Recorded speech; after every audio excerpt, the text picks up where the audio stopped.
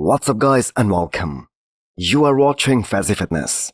So let's start this video with the most recent physique update from Terence Ruffin, the guy with possibly the most classic structure right now in that entire division, and one of the favorites to challenge Mike Sommerfeld for this year's classic physique Olympia title. And the transformation that we saw from him, that was so crazy that is making his 2023 Olympia physique kind of appear like an amateur physique compared to the one that is rocking right now at about 5 weeks out from the Olympia this year. So that old physique from Terence Ruffin that would have had a very hard time placing, in my opinion, even top 5 in this year's Olympia lineup, because we are seeing how everyone out there, they are bringing their 100%, their all-time best, and I absolutely love the confidence, especially from Terence Ruffin going into this year's big show. So those statistics of Terence Ruffin, they speak for themselves.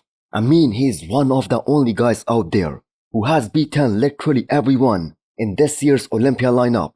And by that I'm referring to those potential top 5 this year. And he has beaten them all multiple times. So he's the only guy in that entire classic physique who has won the Arnold twice and who was able to place second twice behind Chris Bumstead. And C-Bum was the only guy he wasn't able to beat. So can we all agree with the way Terence has been looking throughout this prep, especially right now? He's surely gonna be in the top 3 at the very least. And at the end of the day, all these guys, including the favorite, Mike Sommerfeld, they admitted that classic physique this year, that is so damn close, closer than ever before, that it's all gonna come down to who comes in the best and who brings their 100% on the day of the show. So this new variation of the front double biceps from Terence Ruffin is looking quite impressive, and we all know he isn't gonna leave any stones unturned going into this show, into what you can call probably the most crucial bodybuilding competition of his entire career, because I do believe this is gonna define his legacy. Before you scroll or blink too hard, have you subscribed yet? Please don't make me bring out the emotional blackmail. Hit that subscribe button and turn on the bell icon. It's free, it's painless, and that makes me look way cooler than I actually am. So all the guys who are on the edge of this year's Olympia first call out, so anywhere from top 6 to top 8, they better watch out for Tonio Burton this year. Now Tonio obviously won't agree with this statement, as the man himself is looking to crack top 5 at this year's Mr. Olympia. But I think we can all agree for that to happen, he's gonna have to beat 2 very strong competitors, Andrew Jacked and Martin Fitzwater. And for that to happen, both these guys have to come in off. That being said, this has to be one of the most complete upper backs in that entire men's open class right now. And with the kind of capabilities that Tonio Burton has, so very unique looking quads, very round, very bubbly, with that ideal outer quad sweep, which is gonna allow him to create that crazy X-frame and the illusion of having a crazy V-taper, a very small waistline, round bubbly delts, and all that combined with how dry and ripped he gets, the kind of conditioning that he comes in, that is a perfect bodybuilder for his frame. And he has shown us all that he has improved tremendously from the Olympia back in 2023, which was the last time he competed at Mr. Olympia stage, to this year's Dubai Pro Show, where he came in 3rd, behind William Bonac and Behrouz Tabani, a show where a lot of guys had him winning the entire damn thing. And nobody would have complained if that happened.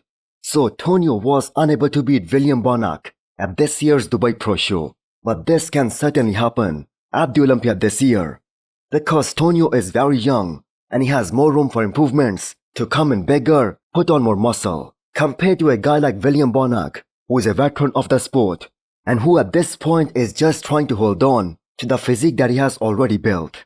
So Tonio's first 2 mandatories, the front double biceps and the front lat spread, they are also very competitive. So the side poses are the ones that needed to come up big time, especially in terms of size. And one other shot that is kind of a weak point on him, that is the most muscular shot, but only in that chest area. So if he can come in improved, there is no reason to doubt that he can be top 6 or top 7 at the Olympia this year. So anyone who's placed at 7th, at 6th, that fourth spot, coming for him. Next up, we have an update from Michal Krizo.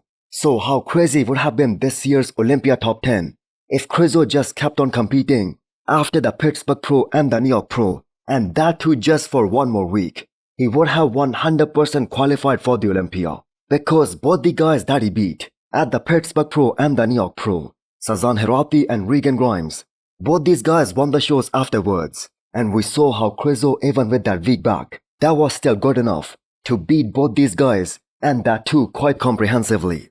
Now the same thing can also be said about Rafael Brandao, because he's also a solid top 10 Olympian, and his absence also makes the Olympia top 10 a bit less stacked, a bit less competitive. So Krizo is now less than 7 weeks out from this year's Prague Pro Show, which is happening roughly 2 weeks after this year's Olympia. And this is the same guy with that same kind of growing pattern, like the mutant Nick Walker. So he has continued to grow this year after he was done competing in 2 shows, and him looking so lean, above 290 pounds. That is something that we have never seen on Krizo ever before. So Michal Krizo winning in Prague and getting that early Olympia qualification for next year, that will set him up for an ideal case scenario for next year, to go for a very big and a proper off-season, to bring up his back and maybe also try wearing a belt. So there was that one year, I believe back in 2018, when Rolly Winkler came on the stage with the smallest waist of his entire career and a damn good vacuum. And at that time he said he was wearing a waist trainer all throughout the prep. So maybe that is something that Krizo can also do. Next up, we have an update from Sazan Harati, the Toronto Pro and Portugal Pro champion. So every Olympia competitor who isn't in that top 10 range, when they are asked what are their expectations, placing wise, top 10 is the answer that we get from all of them. And we expect the same from Sazan too. But that being said, there will be some guys we're gonna have to place outside of that top 10. But Sazan looking very big and very round, and how he has been among the most consistent guys all throughout this year, who competed numerous times this year, and how he got better as the season progressed, with Detroit Pro and Toronto Pro being some of his best looks, especially Toronto Pro, where he ended up beating Regan Grimes. So if Regan is thinking that he can be top 6, Sazan can certainly believe that he can be top 10. So the biggest weakness on Sazan, where he's gonna get exposed, especially on a big stage like the Olympia, and that too by multiple guys, that is going to be his back, especially in terms of size and width. Because we know how Sazan isn't the biggest or the widest guy out there. So he's going to lose those particular shots to almost everyone in this year's Olympia top 10. Plus, like I said, he isn't among the widest guys, so he will look kind of underwhelming if he stands next to a guy who has a very big frame and who takes up a lot of space on the stage. But that being said, Sazan can kind of make up for that with his crazy conditioning and his ability to come in very dry and bring that hard, granite-like muscle quality.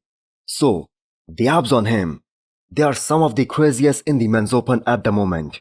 His conditioning, as I just mentioned, is gonna be top notch, and him winning 2 shows back to back this year after taking such a long break from competing, that itself is a massive accomplishment. And him just stepping on the Olympia stage, that is gonna be the biggest moment of his entire bodybuilding career. So hit the thumbs up button if you liked the video, and smash the subscribe button if you wanna come back for more. Thanks for watching.